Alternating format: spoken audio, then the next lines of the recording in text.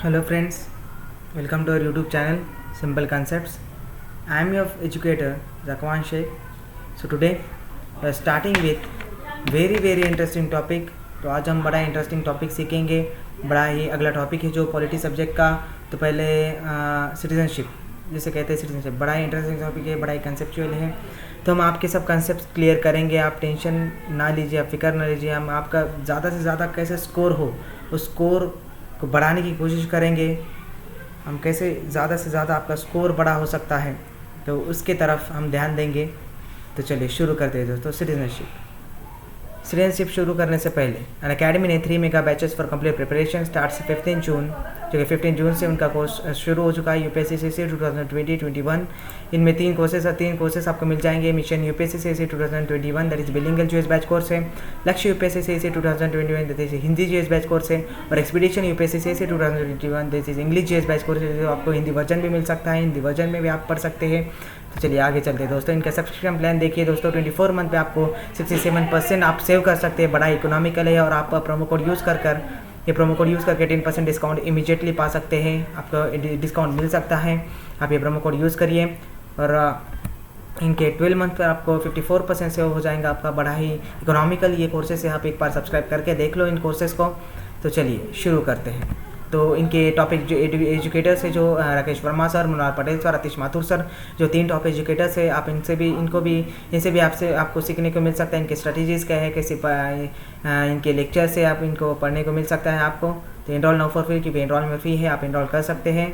चलिए शुरू करते हैं दोस्तों. सो सिटीजनशिप शुरू करने से पहले हमने प्रीवियस वीडियो में क्या लिया और थोड़ा रिवाइज करते हैं. आपका भी रिवाइज हो जाएगा इसमें. हमने प्रीवियस वीडियो में यूनियन एंड टेरिटरीज है, क्या यूनियन ऑफ स्टेट्स है, क्या टेरिटरीज है. अगर आप नया कुछ टेरिटरी फॉर्म करते हैं, आप नया एक्वायर करते हैं, तो पावर शेयरिंग में भी डिफरेंट. और आप बेरोबारी केस हमने देखा, बेरोबारी 1960 लैंड एग्रीमेंट देखा हमने बांग्लादेश के साथ. और नेहरू नून एग्रीमेंट देखा 1958 का. 1952 में कैसे पाकिस्तान ने रीजन सेपरेट करने को कहा, वो देखा हमने. अगर आपका कंसेप्ट क्लियर नहीं होते हैं तो आप हमें कमेंट कर सकते हैं. हम अगले वीडियो में इसे सॉर्ट आउट करने की पूरी कोशिश करेंगे. हम आपका कैसे स्कोर बढ़ाऊंगा उस स्कोर पे हम ध्यान देंगे. तो चलिए शुरू करते हैं दोस्तों. सिटीजनशिप. तो एडवांटेजेस ऑफ बीइंग सिटीजन्स, क्या एडवांटेजेस है ऑफ सिटीजन्स के. आपको अगर सिटीजनशिप मिलती है इंडिया की, तो आपके एडवांटेजेस क्या है, क्या आपको फ़ायदे हैं, कैसे आपको प्रिंसिपल्स, कैसे राइट्स आपको मिल सकते हैं, किस प्रिंसिपल्स आपको मिल सकते हैं, क्या एडवांटेजेस ऑफ बीइंग सिटीजन्स के. तो चलिए शुरू करते हैं दोस्तों. Some of the fundamental rights are available only for citizens. अब जो इंडियन कॉन्स्टिट्यूशन में जो सिटीजनशिप के लिए जितने भी आर्टिकल्स है, जितने भी फंडामेंटल राइट्स है, उसमें से सम ऑफ द फंडामेंटल राइट्स, जो कि कुछ फंडामेंटल राइट्स है ओनली सिटीजन्स है, जिसमें सिर्फ सिटीजनशिप के लिए जो फंडामेंटल राइट्स सिटीजनशिप को देने हैं, वो सब आर्टिकल्स में दिए गए हैं इंडियन कॉन्स्टिट्यूशन में. तो क्या क्या दिया गया है इसमें. आपको राइट टू वोट, तो आपको वोट करने का अधिकार है, ये दिया गया है. तो आप वोट कर सकते हैं, किसी भी पार्टी को आपके दम पर जिता सकते हैं. आप वोट कर सकते हैं किसी को भी. आपका ऐसा कोई बॉदरेशन नहीं है आप इसको ही वोट करो, इसको ही वोट नहीं दोस्तों. आपको वोट करने का पूरा अधिकार है. आप किसी भी पार्टी को वोट कर सकते हैं. तो आर्टिकल 15, 16, 19, 29, 30 ये जो आर्टिकल्स हैं इंडियन कॉन्स्टिट्यूशन में is only available for citizens, जो कि ओनली अवेलेबल फॉर जो कि सिटीजन्स के लिए अवेलेबल है. सिर्फ 15, 16, 19, 29 और इसमें 30 जो है 30 आर्टिकल में ये सिर्फ सिटीजन्स ये वर्ड डायरेक्टली नहीं दिया गया है, पर हम समझते हैं कि ये सिटीजन्स के लिए है. तो बाकी की सब 15, 16, 19, 29 और 30 में सिटीजन्स के को वर्ड डायरेक्टली दिया गया है. तो ये सिटीजन्स के लिए ये जो आर्टिकल्स है वो बनाए गए इंडियन कॉन्स्टिट्यूशन में, that is included in Indian constitution respectively. Contest election, आप इलेक्शन कंटेस्ट कर सकते हैं. राज्यसभा, लोकसभा, आप इलेक्शन खुद खड़े हो सकते हैं. इलेक्शन में राज्यसभा, लोकसभा के आप खड़े हो सकते हैं. आपको अधिकार दिया गया है, वो राइट्स दिया गया है इन सब आर्टिकल्स में. और fundamental duties of citizen that is part 4 है. अभी इन फंडामेंटल ड्यूटीज ऑफ सिटीजन्स में इंदिरा गांधी का बहुत बड़ा कंट्रीब्यूशन है. दैट इज कॉन्स्टिट्यूशन पार्ट 4 है, जो कि फंडामेंटल ड्यूटीज है सिटीजन्स के. इसमें बड़ा ही कंट्रीब्यूशन है इंदिरा गांधी जी का, जिन्हें बड़ा ही कंट्रीब्यूशन दिया है. तो चलिए शुरू करते हैं, आगे देखते हैं दोस्तों. Article 5 to 11. अभी आर्टिकल 5 to 11 हम एक आर्टिकल डिस्कस करेंगे. तो क्या क्या आर्टिकल 5 to 11 में क्या क्या समरी है आर्टिकल की, चलिए देखते हैं दोस्तों.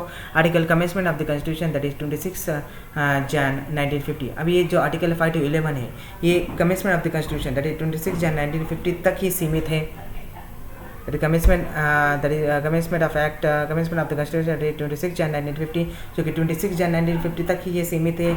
और इसके आगे रेस्ट ऑफ दिस पार्ट, अभी आर्टिकल 11 के आगे जितने भी आर्टिकल्स है it is left in the hand of parliament, जो कि सब इसके आगे के जो आर्टिकल्स है वो हमने पार्लियामेंट को दिए गए हैं। तो बट 5 to 11 ये कमेंसमेंट ऑफ द कॉन्स्टिट्यूशन तक ही सीमित है। कमेंसमेंट ऑफ द कॉन्स्टिट्यूशन का एक पार्ट है, 26 जन 1950 यहाँ तक सीमित है। और after the left of the parliament last article 11 में एक लाइन लिखी गई है, दैट इज लेफ्ट द, अभी इसके आगे रेस्ट ऑफ दिस पार्ट जो आर्टिकल्स है ये सब आर्टिकल्स हमने पार्लियामेंट के हाथों में दिए हैं, है ना दोस्तों। तो चलिए शुरू करते हैं आर्टिकल 5। क्या क्या है आर्टिकल 5 में, क्या चीज़ें दी गई है आर्टिकल 5 में, तो चलिए देखते हैं दोस्तों। बॉर्न इन इंडिया, तो आप इंडिया में पैदा होने चाहिए, इधर his parent born in India, और आप अगर आपके पेरेंट्स इंडिया में बॉर्न होने चाहिए, if has been already citizen before 5 years of the commencement of the constitution that is 26 Jan 1950। अब अगर before commencement of the constitution 26 Jan 1950, तो आप डायरेक्टली आप इमीजिएटली राइट नाउ आप इमीजिएटली इंडिया के सिटीजन्स हो सकते हैं। इंडिया की सिटीजनशिप आपको मिल सकती है before, if you are ordinary citizen से before 5 years of commencement of the constitution, तो आप इंडिया के सिटीजन्स हो सकते हैं। तो क्या क्या कंडीशन है, क्या प्रोविजन है आर्टिकल 5 में, you are born in India, आप पैदा इंडिया में होने चाहिए, आपके पेरेंट्स इंडिया में पैदा होने चाहिए, और आप ऑर्डिनरी सिटीजन्स अगर 5 years before commencement of the constitution रहे तो you are directly citizens of the India, तो आपको सिटीजनशिप इंडिया की मिल सकती है। मैं मानता हूँ दोस्तों कि कंसेप्चुअल सब्जेक्ट है, हम आपके सब कंसेप्ट को क्लियर करेंगे। हम आप पे इस कंसेप्ट को हम आपकी इस बात पर ध्यान देंगे कि आपका स्कोर कैसे बढ़ सकता है पॉलिटी में। ऑलमोस्ट 30 to 35% जो क्वेश्चन है वो पर प्रीलिम्स में पॉलिटी के होते हैं, तो आपका कैसे स्कोर बढ़ेगा। जैसे आप कंसेप्चुअल स्टडी करेंगे तो आपका स्कोर बढ़ सकता है। तो हम कंसेप्चुअली जाएंगे, आपके हर वर्ड का आपको मीनिंग बताएंगे। अगर आपका कोई कंसेप्ट क्लियर नहीं होता है तो आप कमेंट कर सकते हैं, हम अगले वीडियो में से सॉर्ट आउट करने की पूरी कोशिश करेंगे दोस्तों। तो चलिए शुरू करते हैं। आर्टिकल 6 में क्या क्या दिया गया है। Article 6 was born in India और पेरेंट्स बॉर्न इन इंडिया, तो आप पैदा होने चाहिए इंडिया में और आपके पेरेंट्स पैदा होने चाहिए इंडिया में। और एक लाइन दी गई और ग्रैंड पेरेंट्स बॉर्न इंडिया और आपके ग्रैंड पेरेंट्स पैदा होने चाहिए इंडिया में। तो migrated to India before 19 July 1948 and migrate after 19 July 1948। अब माइग्रेटेड इंडिया बिफोर 19 जुलाई 1948, अगर आप समझो किसी फॉरेन कंट्री में रहते हैं तो वहाँ से आप 19 जुलाई 1948 के बाद आए कि पहले आए तो आपको डायरेक्टली इंडियन सिटीजनशिप मिल जाएंगी, नो डाउट अबाउट इट। आपको कोई प्रूफ करना नहीं पड़ेगा कि आप पहले उसके फॉरेन कंट्री के सिटीजन थे, आप इंडिया के, आपको कुछ प्रूफ करना पड़ेगा नहीं। अगर आप बिफोर 19 जुलाई 1948 को आते हैं हाँ इंडिया में, तो आपको इंडियन सिटीजनशिप मिल जाएंगे। अगर माइग्रेट आफ्टर 19 जुलाई 1948, अगर आप 19 जुलाई 1948 के बाद माइग्रेट आते हैं, आप इंडिया में आते हैं, तो मैं आपको एक एग्जांपल दूंगा। अगर आप पाकिस्तान में आए, अगर पाकिस्तान से आप आए आफ्टर 19 जुलाई 1948, तो आपको इंडियन सिटीजनशिप के लिए एप्लीकेशन करना पड़ेगा, decided by the law of authority in the Indian constitution. तो आपका जो इंडियन कॉन्स्टिट्यूशन में लॉ ऑफ अथॉरिटी डिसाइड किए गए हैं, तो आपको उसके वजह से उसके सब एप्लीकेशन उनकी परमिशन लेना पड़ेंगे और फिर आपको इंडिया की सिटीजनशिप मिल सकती है दोस्तों। हाँ, अगर इसमें 2 कंडीशन समझ के लीजिए दोस्तों। Migrated to India before 19 July 1948 और माइग्रेट आफ्टर 19 जुलाई 1948। हाँ दोस्तों समझ कर लीजिए। अगर मैं पाकिस्तान से अपना बाद में आए तो आपको एप्लीकेशन करना पड़ेगा, decide by the law of authority in Indian constitution, decide by the law of authority in India. आपको एप्लीकेशन करना पड़ेगा, परमिशन लेना पड़ेगी इंडिया में रहने के लिए, तो आपको फिर इंडियन सिटीजनशिप मिल जाएंगी दोस्तों। यही आर्टिकल 6 में लिखा है। तो आर्टिकल 7 क्या है, आर्टिकल 7 में लिखा हुआ, तो generally article 7 deals with reverse migration, जो कि आर्टिकल 7 है वो डील करता है रिवर्स माइग्रेशन से। तो क्या है रिवर्स माइग्रेशन, तो चलिए देखते हैं दोस्तों। Migrated to Pakistan after 1 March 1947 you are not a citizen of India. अभी इस ये अलग ही कुछ अलग ही आर्टिकल है, ये समझ कर लीजिए। कुछ अलग ही आर्टिकल, ये लाइन कुछ अलग ही है, आप समझ कर लीजिए। हम हर कंसेप्ट का लाइन को आपको समझा कर देंगे, क्लियर करेंगे, आपका ज़्यादा से ज़्यादा कैसे स्कोर हो हम उस पर ध्यान देंगे दोस्तों। तो चलिए, migrated to Pakistan after 1 March 1947 you are not a citizen of India. यहाँ पर डायरेक्ट दिया गया है, अगर आप पाकिस्तान से आते हैं आफ्टर 1 मार्च 1947 तो डायरेक्टली और not a citizen of India, आप इंडिया के सिटीजन है ही नहीं, आपको इंडियन सिटीजन दी नहीं जा सकती, क्योंकि आप बाद में आए हैं। 1 मार्च 1947 के जब आप बाद आते हैं इंडिया में, तो आपको इंडियन सिटीजनशिप नहीं मिल सकती, आपको इंडिया की सिटीजनशिप नहीं मिलेगी। तो आपको सिर्फ चाहिए इंडियन सिटीजनशिप, तो कैसे करना पड़ेगा, क्या करना पड़ेगा, but return under permit of resettlement. अगर आपको आना ही है इंडिया में तो आप return under permit of resettlement. क्या है ये परमिट, क्या है रिसेटलमेंट, तो देखिए 6 आर्टिकल में माइग्रेटेड आफ्टर 19 जुलाई 1948 को जो आपको एप्लीकेशन करना पड़ेगा। अगर आप बाद में आते हैं 19 जुलाई 1948 के, तो you will be treated like this, you will B, देखिए दोस्तों, you will be treated like this, you will be treated like this दोस्तों, माइग्रेटेड आफ्टर 19 जुलाई 1948। अगर आप पाकिस्तान से 1 मार्च 1947 के बाद आते हैं तो आपको चाहिए इंडिया की सिटीजनशिप, तो आपको परमिट और रिसेटलमेंट निकालना पड़ेगा। तो परमिट और रिसेटलमेंट कैसे निकालना पड़ेगा आपको, तो आपको एप्लीकेशन करना पड़ेगा decide by the law of authority Indian constitution. तो आपको डिसाइड लॉ ऑफ अथॉरिटी से परमिशन लेना पड़ेंगे, तो परमिशन के बाद आप इंडियन सिटीजनशिप पा सकते हैं दोस्तों। यही आर्टिकल 7 कहता है, it is deals with the reverse migration. तो आर्टिकल 8, तो आर्टिकल 8 क्या कहता है दोस्तों, आर्टिकल 8 जो ये कहता है, तो he was born in India, तो आप इंडिया में बॉर्न होने चाहिए। Your parents are born in India, तो आपके पेरेंट्स इंडिया में बॉर्न होने चाहिए। तो out of India at the commitment of the constitution, अगर आप आउट ऑफ इंडिया है at the commitment of the constitution that is 26 Jan 1950। क्या है कमिटमेंट डेट कॉन्स्टिट्यूशन की दोस्तों, 26 जैन 1950 है। तो अगर इंडिया में आउट ऑफ इंडिया है at the time of commitment of the constitution 1950, तो आप इंडिया के आउट ऑफ इंडिया है तो register with consultant and diplomats outside India. तो आप रजिस्टर कर सकते हैं इंडिया की सिटीजनशिप के लिए कंसल्टेंट, वहाँ के फॉरेन कंसल्टेंट्स और डिप्लोमेट्स जो इंडिया के रजिस्टर इनके पास रजिस्टर कर सकते हो। आपको डायरेक्टली इंडिया की रजिस्ट्रेशन, तो आपके डायरेक्टली इंडिया की सिटीजनशिप मिल जाएंगी। सिंपल है दोस्तों।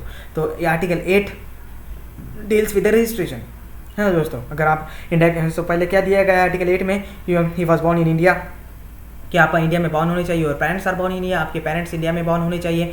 Out of the India at the commencement of the constitution, out of the India at the commencement of the constitution. तो आप अगर आउट ऑफ इंडिया है at the commencement of the constitution 26 Jan 1950 को, तो आप अगर इंडिया की citizenship चाहते हैं तो वहाँ के कंसल्टेंट या डिप्लोमेट से मिलकर आप इंडिया के वहाँ रजिस्ट्रेशन कर सकते हैं इंडिया की सिटीजनशिप का। तो आपको डायरेक्टली इंडिया की सिटीजनशिप मिल जाएंगी, इमीडिएटली इंडिया की सिटीजनशिप मिल जाएंगी। हाँ दोस्तों, यही कहता है आर्टिकल 8। तो देखिए आप समझ कर लो, मैं फिर से बोल रहा हूँ आपको। आर्टिकल 5 डील्स विद डोमिसाइल, कि आप बॉर्न होने चाहिए इंडिया में, आपके पेरेंट्स बॉर्न होने चाहिए इंडिया में। Article 6 deals with migration, article 6 deals with migration. Article 7 deals with reverse migration. Article 8 deals with registration. तो मैं फिर से आपको बोल रहा हूँ, ये आप ध्यान रखिए। आप ध्यान रखेंगे तो आपको रिवाइज करने में ज़्यादा देर नहीं लगेगी। आप इजीली आप इसमें स्कोर कर सकते हैं। अगर और हाँ, एडवांटेजेस ऑफ बीइंग सिटीजन्स, जो एडवांटेजेस है बीइंग सिटीजन्स होने के, इसमें आपको प्रीलिम्स को स्ट्रेट फॉरवर्ड एक सवाल आ सकता है, give the advantage of being citizens. तो आपको सब वो जो पॉइंट्स है मैं आपको बताए हैं अभी, तो आपको सब लिखने हैं। तो मैं फिर से बोल रहा हूँ आपको, article 5 deals with domicile, article 6 deals with migration, article 7 deals with reverse migration and article 8 deals with registration. हाँ दोस्तों, आर्टिकल 8 डील्स विद रजिस्ट्रेशन। तो चलिए आगे देखते हैं आर्टिकल 9 क्या कहता है। आर्टिकल 9 क्या कहता है, आर्टिकल 9 देखिए, if you voluntarily acquired foreign citizenship, you are not a citizen of India. अगर आप फॉरेन सिटीजनशिप, अगर आप फॉरेन से किसी फॉरेन के सिटीजन है और आपको इंडियन सिटीजनशिप भी चाहिए तो आपको नहीं मिल सकती। यह डायरेक्टली बोला गया है कि if you are voluntary acquired for a foreign citizenship, you are not a citizen of India. अगर आप किसी फॉरेन के सिटीजन से और आप इंडिया की सिटीजनशिप भी चाहते हैं तो आपको सिटीजनशिप नहीं मिल सकती। क्यों नहीं मिल सकती, क्या रीज़न है इसके पीछे दोस्तों? India does not acquire dual citizenship, क्योंकि इंडिया के बाद नहीं करता ड्यूअल सिटीजनशिप, इंडिया एक्सेप्ट नहीं करता dual citizenship. That's called article 9, जो कि आर्टिकल 9 ये कहता है अगर आपको इंडिया की सिटीजनशिप होना चाहिए तो सिर्फ आपको इंडिया का ही बनकर रहना पड़ेगा, आपको किसी और की फॉरेन कंट्री का सिटीजनशिप नहीं लेना पड़ेगी। अगर आप लेते हैं तो इंडिया की सिटीजनशिप आपको नहीं मिलेगी, यही कहता है आर्टिकल 9। बड़ा सिंपल फॉर्म में मैंने आपको समझाने की कोशिश की।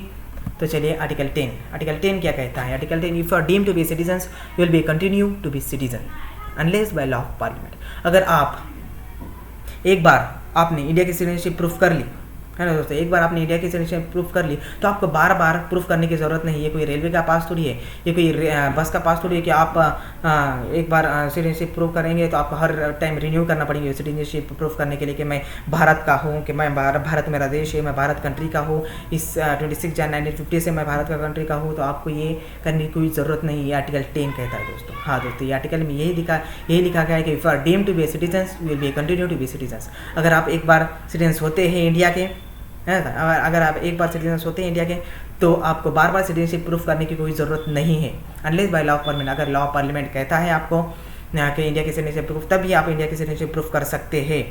Unless otherwise you will not need to proof a citizenship of India. अगर आपको बार बार प्रूफ करने की ज़रूरत नहीं है, आपको एक ही बार प्रूफ करना है इंडिया की सिटीजनशिप। यही दिया गया आर्टिकल 10 में दोस्तों। नाउ आर्टिकल 11 क्या कहता है? Article 11 parliament power to determine acquisition and termination or termination of citizens after the commitment of India 26 Jan 1950। मैं पहले ही बोल रहा हूँ आपको, पहले ही बोला था आपको मैंने 5 to 11 जो आर्टिकल है उसमें लिखा गया है, साफ तौर पर लिखा गया है कि eight the commitment after it is hand in the parliament, it is in the hand of parliament. अब जो आगे के रेस्ट ऑफ दिस पार्ट है इंडियन कॉन्स्टिट्यूशन, जो भी आर्टिकल्स है, जो भी फंडामेंटल राइट्स है, वो सिर्फ किसके हाथ में है दोस्तों? पार्लियामेंट के हाथ में है। सिर्फ 5 to 11 जो आर्टिकल सिटीजनशिप के लिए इट इज़ सीमित है। कहाँ तक सीमित है दोस्तों? 26 Jan 1950, वो सिर्फ 26 Jan 1950 तक ही सीमित है दोस्तों। हाँ दोस्तों, अगर 5 to 11 जो आर्टिकल्स है वो 26 Jan 19 eight the commitment of the constitution that is 26 Jan 1950 तक सीमित है, और बाद में का rest of this part in the constitution वो पार्लियामेंट के हाथों में दिया गया है दोस्तों। ये लिखा गया है साफ तौर से इंडियन कॉन्स्टिट्यूशन में। तो यही article 11। Now citizenship act, what is citizenship act? तो हम आगे देखेंगे क्या है सिटीजनशिप एक्ट। तो 1955, 57, 60, 85, 86, 92, 93, 2003, 2005 एंड 2015। तो ये सिटीजनशिप एक्ट है। तो इसे बार बार अमेंड करने की क्या ज़रूरत पड़ी दोस्तों? इसे बार बार अमेंड करने की क्या ज़रूरत पड़ी? क्या हमें बार बार क्यों अमेंड करना पड़ा सिटीजनशिप एक्ट? क्या है रीज़न बिहाइंड इट? क्या हमें बार बार क्यों सुधार करना पड़ा सिटीजनशिप एक्ट में? तो हमें क्या क्या प्रॉब्लम्स फेस हुए? तो चलो आगे देखते हैं कि आप सिटीजनशिप किस तरीके से प्रूफ कर सकते हैं, किस किस पॉइंट से आप सिटीजनशिप प्रूफ कर सकते हैं दोस्तों। तो चलिए देखते हैं सिटीजनशिप बाय बर्थ मीन्स मिट्टी, आप इस मिट्टी से हो, दैट्स कॉल्ड बाय बर्थ। तो born in India after 26 Jan 1950 before 1 July 1987 you are a citizen respect of his parent. अगर आप after the commitment of the constitution 26 Jan 1950 कि अगर आप बॉर्न आफ्टर 26 Jan 1950 के बाद पैदा होते हैं before 1 July 1987 you are citizens, तो कोई प्रॉब्लम नहीं, आपको इंडिया की सिटीजनशिप मिल जाएंगे। आप इंडिया के सिटीजन से respect of the parents citizenship, आपको रेस्पेक्टिव ऑफ द पेरेंट्स, आपके पेरेंट्स इंडियन हैं या हमें कुछ देखना नहीं पड़ेगा। अगर आप 26 Jan 1950 को आपका जन्म होता है उसके बाद में, और बिफोर 1 July 1987 के बाद आप बॉर्न होते हैं, तो हम आपको डायरेक्टली इंडियन सिटीजनशिप देंगे, नो डाउट अबाउट इट दोस्तों। तो but after 1 July 1987 either parents are citizen, but आपका 1 July 1987 के बाद आप बॉर्न होते हैं तो आइदर पेरेंट्स आर सिटीजन से हमें चेक करना पड़ेगा कि आपके पेरेंट्स इंडियन सिटीजनशिप के है या इंडियन सिटीजन्स है क्या नहीं, ये हमें चेक करना पड़ेगा। And then again after 3 December 2004 both और one is the citizens and other one is a not an illegal migrant. हाँ दोस्तों, ये मैं बोल रहा हूँ ना आपको क्यों मैं अमेंड करना पड़ रहा है इंडियन सिटीजनशिप को, ये है रीज़न उसके पीछे दोस्तों, ये रीज़न है उसके पीछे कि नॉट एन इलीगल माइग्रेंट, कि इसी वजह से हमें ये प्रॉब्लम्स आती रही, हम अमेंड करते रहे इंडियन सिटीजनशिप एक्ट को, हम सुधार करते रहे इसमें। तो ये प्रॉब्लम्स है, it is an illegal migrant, this is the problems behind it to amend the constitution citizenship act, to amend the citizenship act.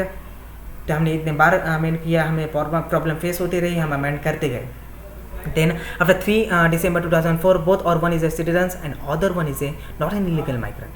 तो देखिए दोस्तों, आफ्टर 3 दिसंबर, अगर आप 3 दिसंबर के बाद बॉर्न होते हो, 3 दिसंबर 2004 के बाद बॉर्न होते हो, तो आपका सिटीजन्स आपके पेरेंट्स में से वन या बोथ के सिटीजन्स, वन या बोथ सिटीजन्स होने चाहिए, आपके वन या बोथ सिटीजन्स होने चाहिए और इंडियन सिटीजन्स होने चाहिए, और other one is not an illegal migrant. अगर आप लॉ किसी ब्रेक करके आए हैं किसी फॉरेन कंट्री का, तो आपको इंडियन सिटीजनशिप नहीं मिल सकती, ये इंडियन कॉन्स्टिट्यूशन में लिखा गया है।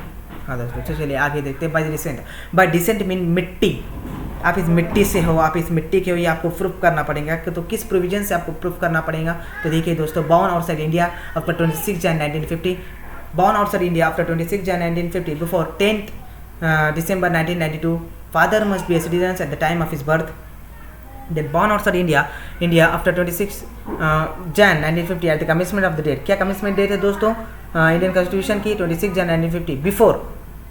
अगर आप किसी बाहर बॉर्न होते हैं, किसी इंडिया के बाहर बॉर्न होते हैं आफ्टर 26 Jan 1950 और before 10 December 1992, father must be citizen at the time of this birth. तो आपके फादर मस्ट बी इंडियन होने चाहिए, मस्ट भी इंडियन सिटीजनशिप के होने चाहिए। तो यहाँ हमें देखना पड़ेगा, ये चेक करना पड़ेगा दोस्तों। Then after 10 December 1992 either parents are citizen of India. अगर आपका जन्म 10 December 1992 के बाद होता है तो आपके parents are citizens of India, other parents are citizens of India, तो आपके पेरेंट्स इंडिया के सिटीजन्स है या नहीं, आपको प्रूफ करना पड़ेगा या हमें चेक करना पड़ेगा दोस्तों।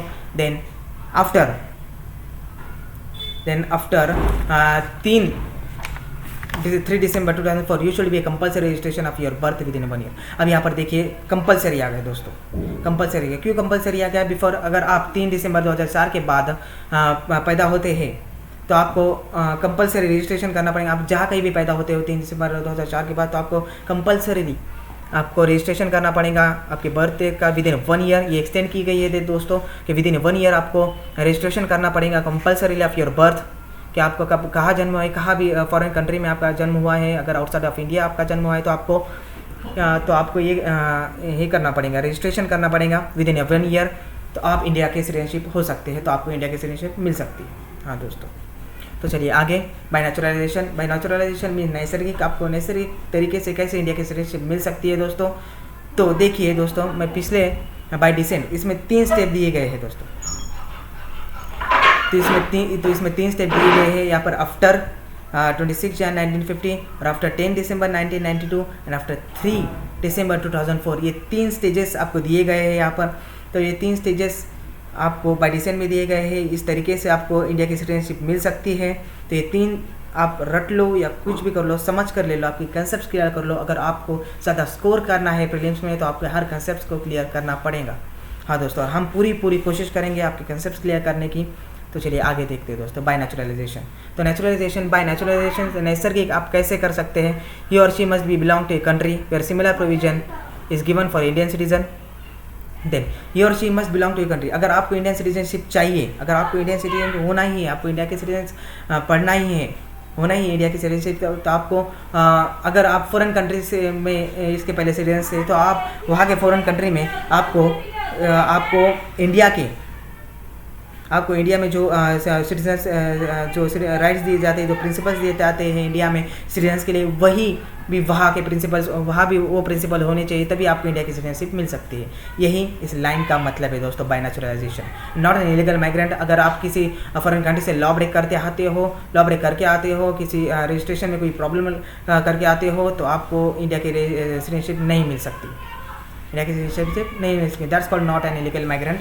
हाँ, you should be a renounce previous citizenship, तो you should be a renounce previous citizenship. आपकी why you should be a renounce previous citizenship, ये क्वेश्चन आ सकता है दोस्तों।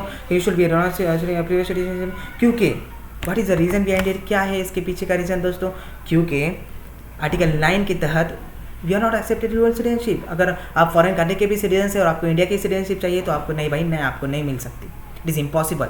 क्योंकि आर्टिकल 9 के तहत we are not accepted dual citizenship, हमें ड्यूअल सिटीजनशिप एक्सेप्ट नहीं होती, हम नहीं करते ड्यूअल सिटीजनशिप एक्सेप्ट। तो इसीलिए you should be renounce previous citizenship.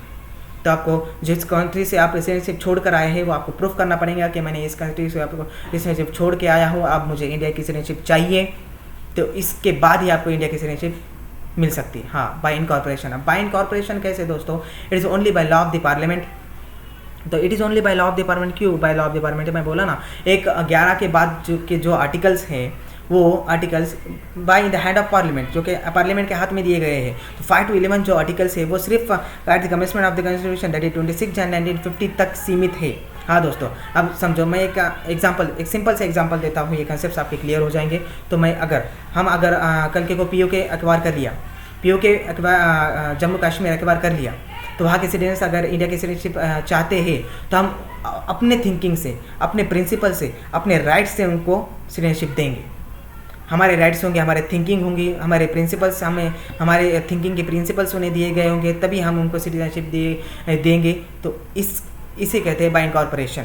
It is only by law of parliament. Law of parliament के तहत हम उन्हें सिटीजनशिप देंगे। हाँ दोस्तों, that's called bye incorporation. Now loss of citizenship, क्या है लॉस ऑफ सिटीजनशिप। इसमें लॉस ऑफ सिटीजनशिप देखिए दोस्तों, रिनाउंसिएशन है, टर्मिनेशन है, डिप्रीवेशन है।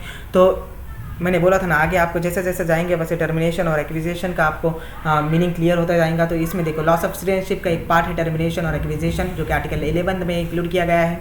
तो loss of citizenship means renunciation. Renunciation means संन्यास लेना। अगर आप किसी भी कंट्री के सिटीजनशिप से संन्यास लेते हैं तो आप उस कंट्री से दूर चले जाते हैं, उस कंट्री की सिटीजनशिप आपको नहीं मिलती, आप उस कंट्री सिटीजनशिप आपकी हटा दी जाती है। That's called renunciation. Now termination, what is termination. Termination means अगर आप टर्मिनेशन मीन्स अगर आप दूसरे कोई कंट्री का सिटीजनशिप लेते हो तो आप डायरेक्टली टर्मिनेट हो जाते हो। अगर टर्मिनेट मीन्स आप डायरेक्टली रिजेक्टेड हो जाते हो, उस कंट्री की सिटीजनशिप आपको नहीं मिल सकती। अगर आप समझो मैं एक एग्जांपल देता हूँ, समझो मैं एक फॉरेन कंट्री का सिटीजनशिप लेने जा रहा हूँ और इंडिया का भी मुझे सिटीजनशिप है, तो इंडिया तो ड्यूअल सिटीजनशिप एक्सेप्ट नहीं करती ना दोस्तों, तो आप डायरेक्टली इंडिया की सिटीजनशिप आपको नहीं मिल सकती, आप रिजेक्टेड हो जाएंगे इंडिया की सिटीजनशिप से, तो आपको इंडिया की सिटीजनशिप नहीं मिल सकती। That's called termination. Now depression, तो डिप्रेशन अगर आपने कोई फ्रॉड किया है, रजिस्ट्रेशन में कोई फॉल्ट किया है, अगर इंडिया की सिटीजनशिप प्रूफ करने के लिए रजिस्ट्रेशन में कोई फॉल्ट किया है तो आप डायरेक्टली डिप्रीवेट हो जाते हो, आपको इंडिया की सिटीजनशिप नहीं मिल सकती। That's called, these are the points of loss of citizenship. Renunciation है, टर्मिनेशन है, डिप्रीवेशन है। रिनाउंसिएशन मीन्स संन्यास लेना, टर्मिनेशन मीन्स डायरेक्टली आप किसी दूसरी कंट्री का अगर लेते हो सिटीजनशिप तो आप डायरेक्टली टर्मिनेट हो जाते हो इंडिया की सिटीजनशिप से। और डिप्रीवेशन, अगर आप फ्रॉड किया है कोई कंट्री से तो आप डायरेक्टली डिप्रीवेट हो जाते हो ना। ड्यूअल सिटीजनशिप वैसे आर्टिकल 9 कहता है तो ड्यूअल सिटीजनशिप हम देते नहीं हैं। अगर ड्यूअल सिटीजनशिप मिल जाती है, कहीं मिल जाती है तो उसे नो राइट टू वोट, उसे वोट का अधिकार नहीं होता, वोट का अधिकार नहीं होता। Can not hold any constitutional post in India, that is president, prime minister. अगर आप ड्यूअल सिटीजनशिप के होते हो तो आपको किसी की होल्ड एनी कॉन्स्टिट्यूशनल पोस्ट इन इंडिया, कि आपके कॉन्स्टिट्यूशनल पोस्ट आप ले नहीं सकते इंडिया में, आपको कोई कॉन्स्टिट्यूशन पोस्ट नहीं मिल सकते और ना ही आपको किसी के राइट का किसी वोट का अधिकार मिलता है, आप वोट नहीं कर सकते ड्यूअल सिटीजनशिप। वैसे आर्टिकल 9 के तहत इंडिया ड्यूअल सिटीजनशिप को एक्वायर नहीं करता, India does not accept the dual citizenship. तो ये था ब्यूटीफुल जर्नी ऑफ सिटीजनशिप। तो आपके अगर इसमें कंसेप्ट क्लियर नहीं होते हो दोस्तों तो प्लीज़ हमें कमेंट कीजिए, हमारे वीडियो को लाइक कीजिए। तो प्लीज़ हमें अगर कंसेप्ट क्लियर नहीं होते हो तो हमें कमेंट कीजिए, हम आपके सब कंसेप्ट को क्लियर करने की कोशिश करेंगे। हम आपके हर कंसेप्ट को क्लियर करने की कोशिश करेंगे, डाउट्स क्लियर करने की कोशिश करेंगे और आप हमारे टेलीग्राम ग्रुप ज्वाइन कर सकते हैं। तो stay safe, stay home. Thank you दोस्तों, हम आप फिर मिलेंगे अगले वीडियो में। थैंक यू दोस्तों, थैंक यू वेरी मच।